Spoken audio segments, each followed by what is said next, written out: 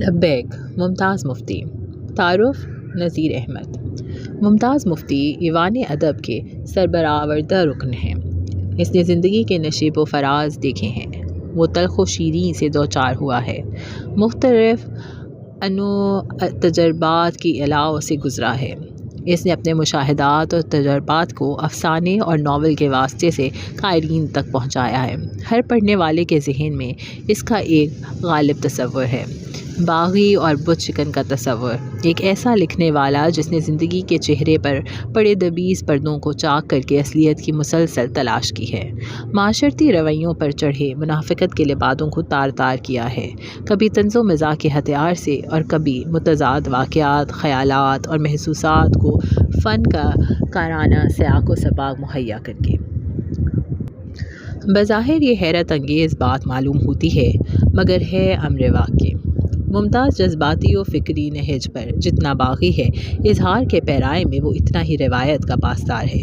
اس کی نثر میں ہمارے بلند پایہ نثر نگاروں کی گونج سنائی دیتی ہے، اس کے فکروں کے آہنگ کے پیچھے توانا روایت جھلکتی ہے۔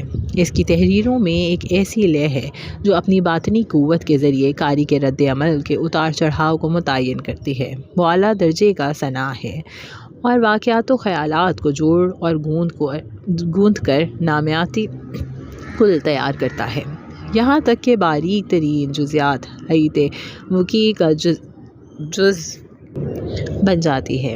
اس کے ہاں استعاروں اور تشبیہوں کی نوعیت زیادہ تر بصری ہے۔ یہی وجہ ہے کہ وہ زندگی کی کہانی صرف بیان نہیں کرتا بلکہ اس کی تصویریں بھی دکھاتا ہے، ان میں رنگ بھرتا ہے، کہیں گہرا کہیں ہلکا۔ اس کے رنگوں میں قوس قزح کی سی دلکشی اور جامعیت ہے۔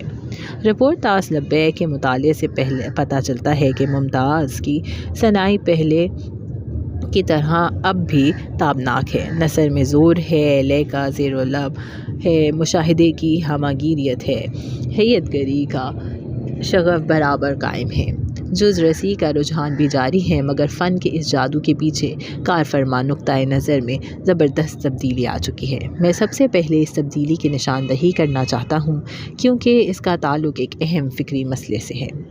زندگی ایک جھمیلا ہے، بھول بھلائیاں، کوئی ایک گلی کا اسیر، کوئی دوسری گلی میں گم، سب کو راستے کی تلاش ہے، باہر نکلنے کا راستہ، ایسے مقام کی جستجو جہاں پر کھڑے ہو کر زندگی کے اسرار کا مکمل مشاہدہ کیا جا سکے، مگر سب راستے محدود لگتے ہیں۔ مطالعے، مشاہدے اور تجربے کی بنا پر برسوں بعد آدمی کا ایک ہلائی نظر آتی ہے اور وہ اس تک پہنچنے کے لیے ایک راہ وضع کرتا ہے، چلتے چلتے ہلا نظروں سے اوجھل ہو جاتا ہے اور اس کے ساتھ ہی راہ بھی گم۔ برسوں کی ریاضت سے ادراک کے دائرے میں آنے والی حقیقت واہمے میں بدل جاتی ہے، تاریکی ہی تاریکی، اور پھر گھپ اندھیرے میں روشنی کا کوندا، اثر نو تلاش کا سفر۔ کیا معلوم اس کا نتیجہ بھی مختلف نہ ہو، شاید زندگی وہموں کا دہارا ہے جو موت کے ساکت سمندر میں جا گرتا ہے۔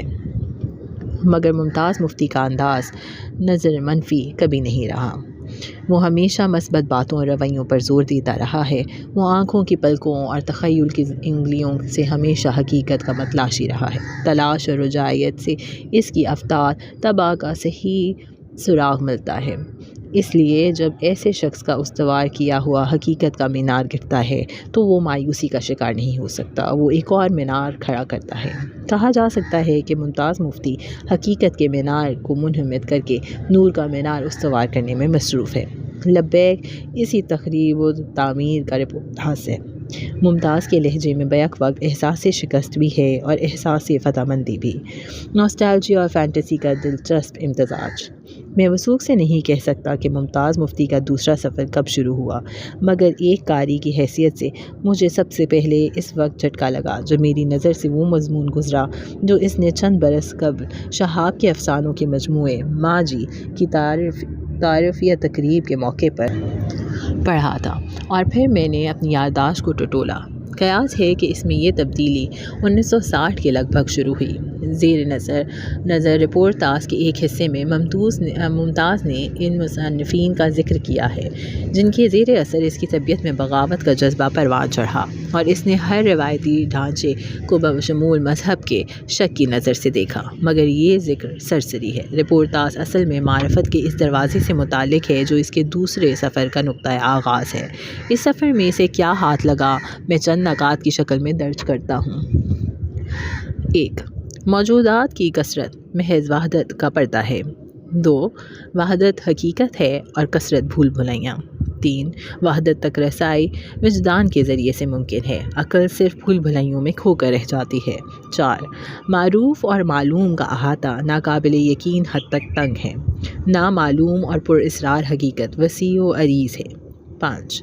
اسرار کا پتہ چلانا ہر کسی ناقص کے اختیار میں نہیں۔ اس سلسلے میں نور کا سب سے بڑا مینار رسول اللہ صلی اللہ علیہ وسلم کی ذات گرامی ہے۔ 6. اس نور سے اخذ فیض کرنے والے لوگ معدود چند ہیں جو دنیا میں ہمیشہ موجود رہتے ہیں۔ ان میں مراتب کا ایک سلسلہ ہے اور ان میں سے ہر ایک کے پاس حسب مرتبہ ابلاغ کا ایک واسطہ ہے۔ یہ واسطہ متصفانہ ریاضت کا ثمر ہے۔ چنیدہ لوگوں کا یہ گروہ خدا سے خاص تعلق رکھتا ہے۔ اس تعلق کی وجہ سے ان کا باطن زمانوں پر محیط حقیقت کا آئینہ دار ہے۔ مستقبل کے طراز ان کی نظر میں ہیں۔ نہ صرف یہ بلکہ ان کا ایک الوہی رول ہے جس کے باعث وہ عصری واقعات کے بہاؤ پر اثر انداز ہوتی ہیں اور اپنے ارد گرد بکھرے ہوئے جاہل، بے خبر اور اندھے عوام الناس میں ان کے ظرف کے مطابق روشنی اور فیض بانٹتے ہیں۔ قدرت اللہ شہاب انہی لوگوں میں سے ایک ہے۔ رپورٹ تاس میں شہاب کی شبیہ بار بار ابھاری گئی ہے۔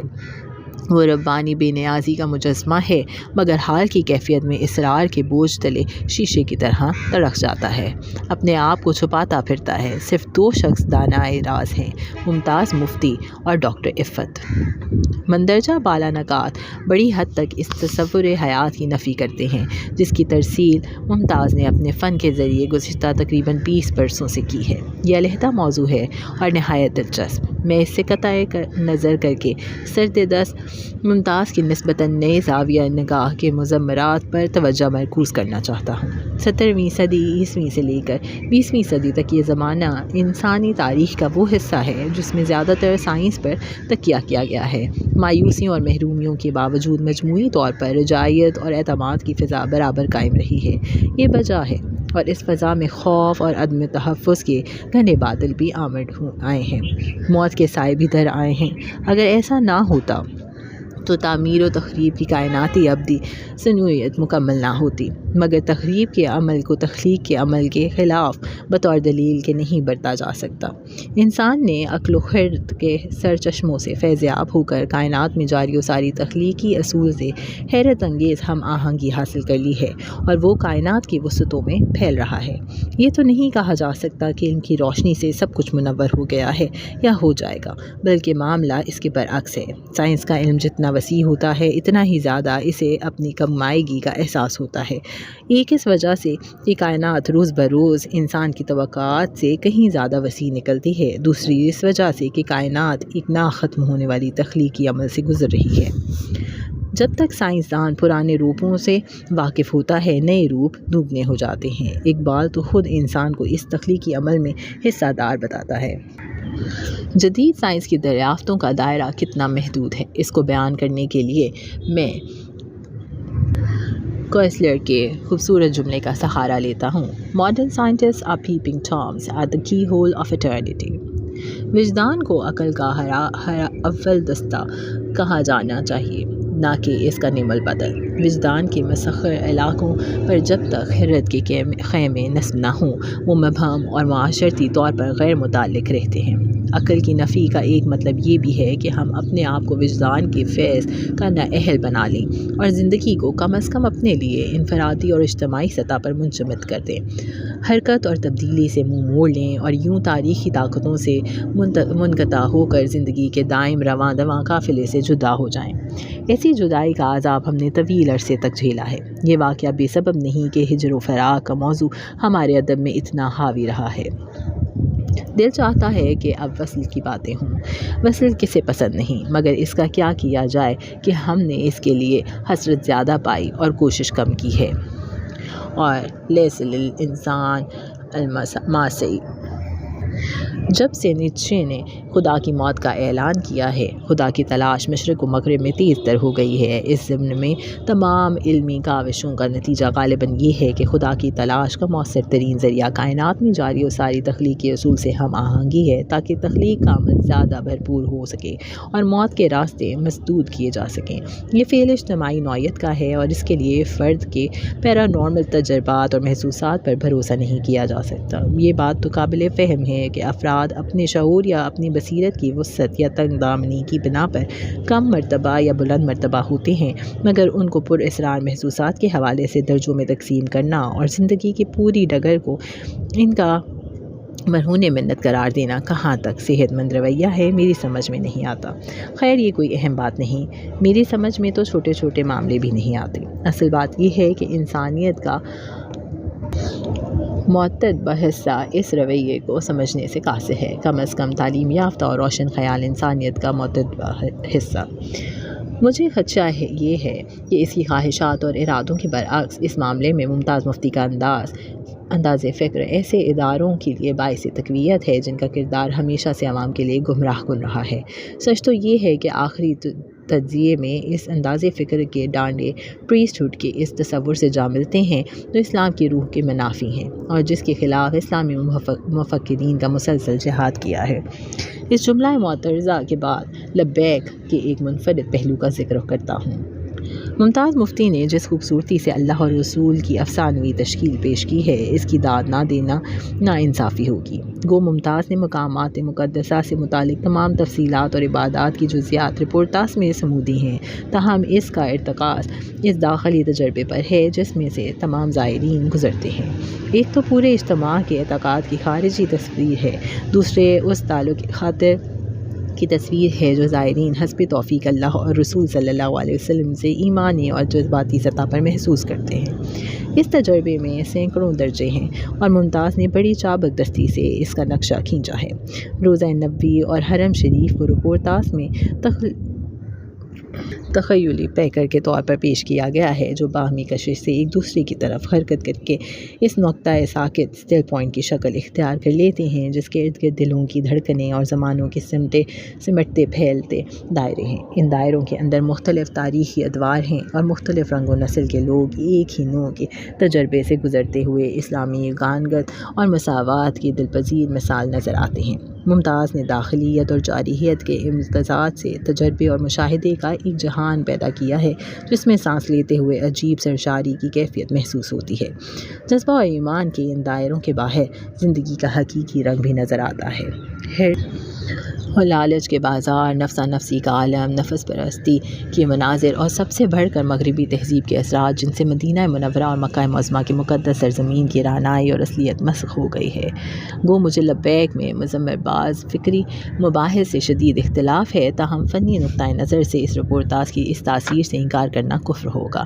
جہاں تک مجھے معلوم ہے، حج کے بارے میں اس سے زیادہ بامعنی، فکر انگیز اور فن کارانہ رپورٹاس اردو میں نہیں لکھا گیا۔ اس صنف کی ذیل میں ہمارے ہاں جو قلیل اثاثہ موجود ہے، ممتاز مفتی نے اس میں گراں قدر اضافہ کیا ہے۔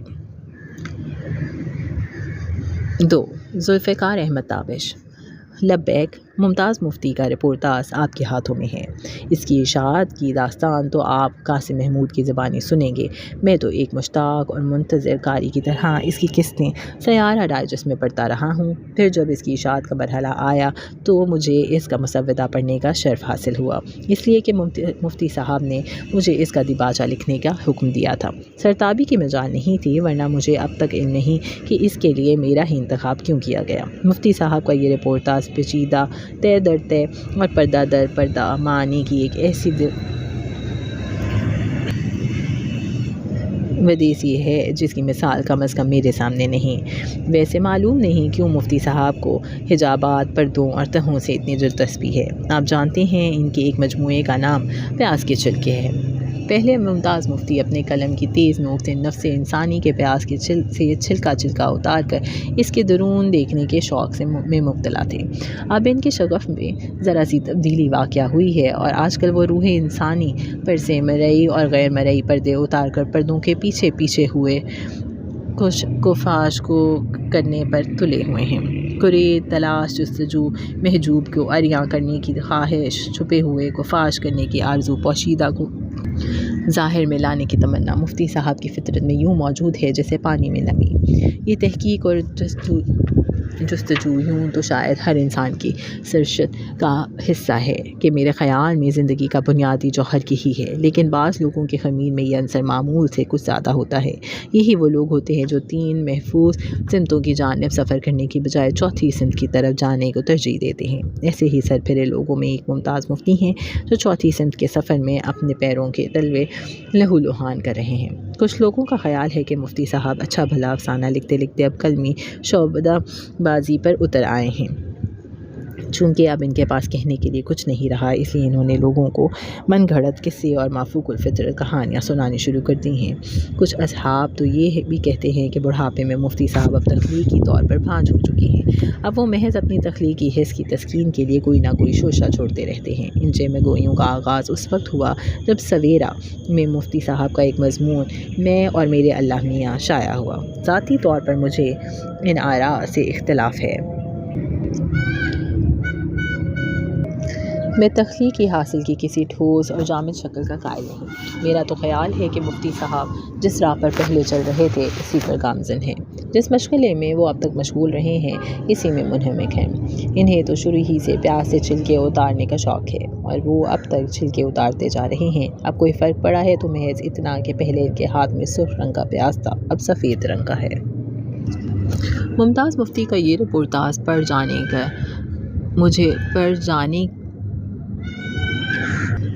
جانے مجھے قرآن پاک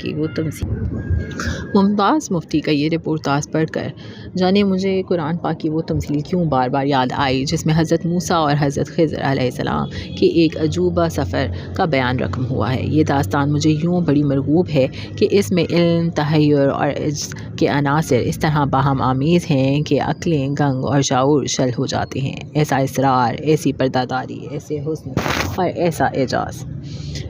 اس سفر کے 2 مسافروں سے ایک جانتا ہے کہ اسے بتانے والے نے گزرے ہوئے اور آنے والے لمحوں کے اسرار سے آگاہی بخش رکھی ہے، وہ علم رکھتا ہے اور متین ہے۔ دوسرا نہیں جانتا، اس لیے اس کے حصے میں تحیر آتا ہے۔ تحیر پے در پے سوالوں معلوم کرنے اور جاننے کی شدید آرزو کو جنم دیتا ہے۔ خضر کی متانت اور خاموشی اور موسیٰ کا تحیر اور اضطراب جب اپنے انجام کو پہنچتے ہیں تو عجز وجود میں آتا ہے۔ عجز اللہ کو بہت پسند ہے، چنانچہ وہ بندے کو سکھانے کے لیے اسے بڑے چکر دیتا ہے۔ بندہ جو سوچتا ہے، جو کرتا ہے، جو کرنا چاہتا ہے، جس کے ارادے باندھتا ہے، وہ اسے زیر و زبر کر کے ایسی گھمن گھیری میں ڈالتا ہے کہ بندے کے سامنے عجز کے سوا کوئی راستہ نہیں رہتا۔ حضرت علی نے کہا تھا، مجھے اپنے عزائم کی ناکامی سے اپنے رب کا عرفان حاصل ہوا ہے۔ اس رپورٹاج میں بھی مجھے یوں لگا جیسے قدرت اللہ شہاب جانتے ہیں اور چپ ہیں۔ ممتاز مفتی استفسار کرتے ہیں اور مضطرب ہیں۔ جاننے اور معلوم کرنے کی خواہش انہیں ہر پل آتش زیر پار رکھتی ہے۔ شاید یہی سبب ہے کہ وہ جا بجا اکھڑ جاتے ہیں۔ صبر و ضبط کا دامن ان کی گرفت سے بار بار نکل جاتا ہے اور وہ گلہ گزاری سے لے کر چاک دامانی تک اتر آتے ہیں۔ ایسے موقعوں پر کبھی تو مجھے شہاب صاحب پر ترس آتا ہے کہ مفتی صاحب کی رفاقت نے انہیں کس عذاب میں مبتلا کر رکھا ہے، اور کبھی ممتاز مفتی صاحب پر رحم آتا ہے کہ شہاب صاحب نے انہیں کیوں اس آتش رفتہ سے آشنا کر دیا جو انسان کے مکمل وجود کو خاکستر کر دینے پر قادر ہے۔ پھر کبھی مجھے یوں لگتا ہے کہ جیسے شہاب کو متوازن رکھنے کے لیے توازن دینے والے نے ممتاز مفتی کو ساتھ نتھی کر دیا ہے کہ کہیں شہاب صاحب بالکل ریزہ نہ ہو جائیں، کہیں ان کا وجود تحلیل نہ ہو جائے۔ پھر کبھی مجھے احساس ہوتا ہے کہ مفتی صاحب جیسے مضطرب، متجسس اور چھلکے اتارنے کے شوقین کو قدرت اللہ شہاب صاحب کی ہمراہی اس لیے دی گئی ہے کہ انہیں علم، تحمل، عمق اور عجز کے معنی سمجھ میں آ جائیں۔ اس کتاب میں قدرت اللہ شہاب کی تصویر ایک غیر معمولی انسان کی تصویر کے طور پر ہمارے سامنے آتی ہے۔ جن لوگوں نے شہاب صاحب کو دیکھا ہے اور ہمارے ملک کے لاکھوں لوگوں نے انہیں دیکھا ہے، ان کے لیے یقیناً یہ تصویر اجنبی ہوگی۔ شہاب صاحب یہاں کسی سالک، کھلی آنکھوں والے اور روشن ضمیر کے روپ میں نظر آتے ہیں۔ ایک پرانے ICS، ایک مقتدر سابق CSP، پاکستان کی بیوروکریسی کے ایک نہایت اہم اور فعال شخص کے بارے میں مفتی صاحب جو کچھ بیان کرتے ہیں، اس پر یقین کرنے کو جی نہیں چاہتا۔ یوں لگتا ہے جیسے مفتی صاحب سوچے سمجھے منصوبے کے تحت ان کا غیر معمولی انسان کے طور پر امیج بنانے کی کوشش کر رہے ہیں، جیسے ان کی نامعلوم نوازشات کا بدلہ چکانے کی صحیح کر رہے ہوں، شہاب کا وہ بنا کر پیش کر رہے ہیں جو وہ نہیں ہیں یا نہیں ہو سکتے۔ مفتی صاحب کے بیانات پر بھلا کسی شک نہیں گزرے گا، لیکن میں سوچتا ہوں کہ اس بات کا بھلا کسے پتا کہ کون کیا ہے، اندر اور باہر کے راز کون جانتا ہے، کوٹ پتلون کے پیچھے کون چھپا ہوا ہے، خرقہ و ابا قبا کے ایک میں کون مستور ہے، کسے معلوم۔ شہاب صاحب کے سلسلے میں مفتی صاحب جو کچھ بیان کرتے ہیں وہ عجیب صحیح، غیر معمولی صحیح، لیکن اس کی تردید کے لیے میرے اور آپ کے پاس کیا ہے؟ کیا صرف یہ کہ قدرت اللہ شہاب صاحب آدمی رہے ہیں، حکومت کے اہم اور معتمد کارندے تھے، انہیں کئی حکومت میں کلیدی عہدے حاصل رہے ہیں، انہیں حکومت کے کئی سربراہوں کا اعتماد میسر رہا ہے، کیا یہ ثبوت، یہ دلائل کافی ہیں کہ ان کے سہارے شہاب صاحب کے غیر معمولی انسان ہونے کی تردید کی جا سکے؟ میں تو یہ جانتا ہوں کہ انسان، بلکہ انسان ہی کیوں، اس کائنات کی ہر شے جو کچھ نظر آتی ہے یا محسوس ہوتی ہے، اس کے سوا بھی بہت کچھ ہو سکتی ہے اور ہوتی ہے۔ ویسے ان 4 یاروں کی ٹولی ہے بھی بڑی طرفہ، مختلف مزاجوں، جدا جدا طبیعتوں والے ان 4 درویشوں کو میں نے جتنا دیکھا ہے وہ میرے لیے حیران ہونے کا خاصا سامان رکھتا ہے۔ شہاب صاحب، اشفاق احمد، ابن انشا اور ممتاز مفتی، یہ منڈلی بڑی عجیب ہے۔ دیکھیں تو چاروں میں کوئی قدر مشترک نہیں، مگر چاروں کی مثال مربع شکل کے ان 4 کونوں کے ہے جو ایک دوسرے سے الگ الگ بھی ہیں اور ایک دوسرے کو یوں تھامے ہوئے بھی ہیں کہ اسی تھام سے ان کا وجود قائم ہے۔ شہاب صاحب کے بارے میں ان کے تینوں دوستوں سے میں نے جو کچھ سنا اور پوچھا ہے وہ اپنی جگہ کمال کی چیز ہے۔ ان میں ہر ایک ان کے سلسلے میں الگ رائے رکھتا ہے۔ اشفاق احمد ویسے تو قائل ہیں کہ شہاب صاحب ایک اسرار شخصیت ہیں اور اپنے آپ کبھی کسی پر ظاہر نہیں ہونے دیتے، وہ ان کے چند پوشیدہ پہلوؤں اور اوجھل حصوں کی نشاندہی بھی کرتے ہیں۔ وہ دوستی کے ناطے سے اپنے کچھ مشاہدات بھی بیان کرتے ہیں جو اتفاقاً ان کی نگاہ کی زد میں آ گئے ہیں، لیکن ان کے رویے میں ایک ٹھہراؤ، لا تعلقی اور بے پرواہی ہے۔ غالباً انہوں نے شہاب صاحب کی شخصیت کے ظاہر اور پوشیدہ پہلوؤں کے بارے میں ذہنی سمجھوتا کر لیا ہے۔ شاید یہی سبب ہے کہ وہ شہاب صاحب کی پردوں کی حد سے بچے ہوئے ہیں، ورنہ ان کا حشر بھی ممکن ہے مفتی صاحب جیسا ہوتا۔ ممتاز مفتی نے شہاب صاحب کو بے حد قریب سے دیکھا ہے، شاید اتفاقاً انہیں اس کا موقع زیادہ ملا ہے، وہ ان کے چشمدید گواہ ہیں۔ انہوں نے شہاب صاحب کے ایسے روب آنکھوں سے دیکھے ہیں جو دوسروں پر ظاہر نہیں، لیکن اس دیدہ بازی میں ممتاز مفتی مارے گئے۔ وہ شہاب صاحب کی خاموشی، گہرائی، عمق اور اسرار کو سمجھنے کی کوشش میں مبتلا ہیں۔ وہ چھپے ہوئے کو چھو کر دیکھنا چاہتے ہیں، وہ انہیں بے نقاب دیکھنے پر تلے ہوئے ہیں۔ یہی وجہ ہے کہ وہ بیک وقت اضطراب اور جھلاہٹ کا شکار ہیں۔ وہ پیاز سے چھلکا اتارنا چاہتے ہیں، مگر غالباً یہ پیاز ان کے بس کی بات نہیں۔ پھر ابن انشا ہیں، شہاب صاحب کے بہت ہی قریبی دوست، رازدار اور غمگسار۔ ان سے ایک بار میں نے شہاب صاحب کے بارے میں پوچھا، انہوں نے بڑی بے نیازی سے کہا، شہاب صاحب سے ہماری دوستی الوضع کی ہے۔ اشفاق اور ممتاز مفتی کی طرح مجھے ان کی شخصیت کی اس گوشے سے کوئی دلچسپی نہیں جس کے یہ دونوں عاشق ہیں۔ میں تو شہاب صاحب کو ایک خوبصورت اور مکمل انسان سمجھتا ہوں، میرے لیے یہی کافی ہے۔ یوں بھی ان کے روحانی مراتب اور کمال کا محکمہ الگ ہے، اس سے ہمیں کچھ تعلق نہیں، یا یوں کہیے اس میں ہمیں درد نہیں۔ ممتاز مفتی کی طرح ہم ان مسائل کے خواص نہیں ہونا بھی نہیں چاہتے، کپڑے بھگونا نہیں چاہتے، ساحل پر رہنا پسند کرتے ہیں۔ کئی بار کبھی شبہ ہوا ہے کہ شہاب صاحب جو کچھ نظر آتے ہیں اس کے علاوہ بھی کچھ ضرور ہیں، لیکن تحقیق و تجسس کی تکلیف کبھی گوارا نہیں کی۔ میرا اپنا بھی یہی خیال ہے کہ اپنے انشاء کا شہاب صاحب سے بالکل اور وضع کا تعلق ہے، مگر اشفاق احمد اور مفتی صاحب ان کے رمز شناس ہونے کے باوجود عجیب رویہ رکھتے ہیں۔ اشفاق احمد تو اس لیے شہاب صاحب سے آنکھیں چراتے ہیں کہ کہیں ان کی شخصیت میں چھپے ہوئے آتش و سوزاں کی کوئی آوارہ چنگاری ان کے خرمن کو بھی نہ بھونک ڈالے۔ ایک روز میں نے کہا، آپ تصوف، ماورائے نفسیات اور مابعد الطبیعیات پر اتنی دلچسپی بھی لیتے ہیں اور بے تحاشا پڑھتے بھی ہیں، مگر آپ کے بقول آپ کا یہ شوق صرف اکیڈمک سطح تک ہی ہے۔ ذرا اس میدان میں اتر کر بھی دیکھیے، تھوڑی سی سیاحت اس وادی پرخار کی بھی ہو جائے۔ بولے، ہرگز نہیں، مجھ میں اتنی جرت نہیں، یا کم از کم فی الحال یہ جرت نہیں کر سکتا۔ میری مثال سینٹ آگسٹین کی اس قول کی سی ہے، God makes me pious but not today. God make me pious but not today. ویسے اشفاق احمد شہاب صاحب کے اثر سے زیادہ دیر تک بچ نہ سکیں گے۔ وہ ایک روز اس سمت کا سفر اختیار کریں گے یا نہیں، یا انہیں کرایا جائے گا۔ ویسے فی الحال میں دیکھتا ہوں کہ اشفاق احمد کی مثال اس بچے کی سی ہے جو بکری کے میمنے کو دیکھ کر خوش ہوتا ہے، اسے چھینگیاں مارتے دیکھ کر اس پر فریختہ ہوتا ہے، لیکن اس کے قریب جانے کی، اسے چھونے کی جرت نہیں کرتا۔ یہ کتاب انہونے واقعات اور غیر معمولی مشاہدات سے بھری پڑی ہے، ایسے واقعات اور مشاہدات جو عقل کی گرفت میں نہیں آتے۔ اس لیے میں سمجھتا ہوں کہ سائنس اور علم کے زیر اثر دماغوں کے لیے یہ باتیں ناقابل یقین ہوں گی۔ حالانکہ یوں بھی سوچا جا سکتا ہے کہ آخر کو ہونا کیا اور انہونا کیا، کسے پتہ کیا ہے اور کیا نہیں ہے؟ اس کی دلیل کس کے پاس ہے؟ جو یہاں ہے وہ کہاں نہیں ہے، اور پھر جہاں نہیں وہ کہاں ہے؟ اس کا علم کسے میسر ہے؟ راول پنڈی کا مجذوب، چنیوٹ کا ایڈوکیٹ، مدینہ منورہ کی حمیدہ بیگم اور بدر کا شہید، یہ سب کون لوگ ہیں؟ کیوں ہیں؟ ان سوالوں کا جواب کس کے پاس ہے؟ ہمارے علم کی حدوں سے اگر ان کا تعلق نہیں قائم ہوتا تو کیا ہمارے علم کی حدیں آخری حدیں ہیں؟ کیا ان حدوں سے آگے اور حدیں نہیں ہو سکتی؟ کیا ایک افق سے آگے اور افق نہیں ہو سکتے؟ میرا خیال ہے ہو سکتے ہیں، بلکہ ہوتے ہیں۔ موسیٰ اور خضر کی داستان ذرا پھر پڑھ کر دیکھیے، شاید اس کی خوشبو ہمیں بھی چھو جائے۔ ویسے ذاتی طور پر میں سوچتا ہوں کہ ممتاز مفتی نے یہ رپورٹاس لکھ کر اچھا نہیں کیا۔ انہوں نے جو کچھ مشاہدہ کیا ہے، جو کچھ ان کے محسوسات کی گرفت میں آیا ہے، جو کچھ انہیں بتایا گیا ہے، جو امانت انہیں سونپی گئی ہے، جس راز میں انہیں شریک کیا گیا ہے، اسے یوں فاش بھی نہیں کرنا چاہیے تھا۔ انہوں نے دیدار اور وصال کی واردات سینے میں رکھنے کی بجائے چوک میں لا کر سجا دی ہیں۔ ایسی باتیں جو چھپ چھپ کر کرنے والی تھیں، جو سرگوشی میں بتاتے ہوئے بھی ڈرنا چاہیے تھا، وہ انہوں نے 4 کھونٹ نشر کر دی ہیں۔ اب نکلی ہونٹوں چڑھی کوٹھوں والی صورت پیش آئے تو کسی کا کیا قصور؟ لیکن یہ قصور کا مسئلہ بھی خوب ہے، قصور کس کا ہے اور کس کا نہیں۔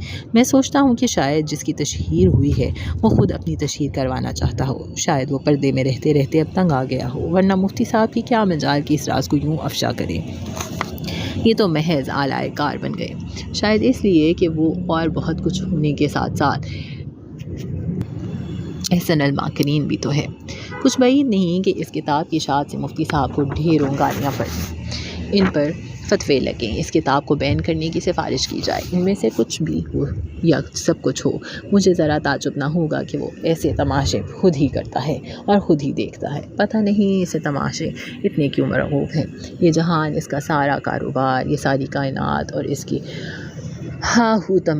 تماشا ہی تو ہے، دلچسپ، دلکش، خوفناک، عقل کی بنیادیں ہلا دینے والا تماشا۔